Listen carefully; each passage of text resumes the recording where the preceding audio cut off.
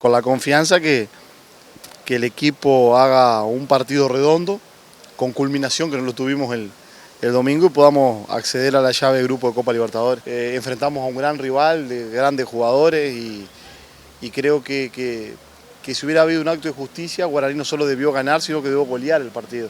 Pero esto es fútbol, también habla de la jerarquía de un equipo que tal vez ese día no anduvo tan bien y no le pudimos compartir. Entonces sirve porque el camino demostrado de esa manera es lo que nos genera a nosotros la tranquilidad, que estamos más cerca de ganar que de perder un partido de fútbol. Nosotros tenemos que salir a buscar un partido, pensar hacer 3 goles.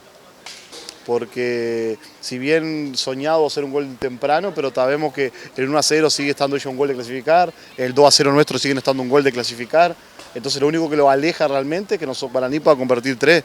Tenemos 90 minutos y el potencial, creo, para poderlo hacer, y el empuje de la gente de afuera va a ser fundamental en este caso. Somos conscientes que es una final, porque nadie quiere perderse la fiesta.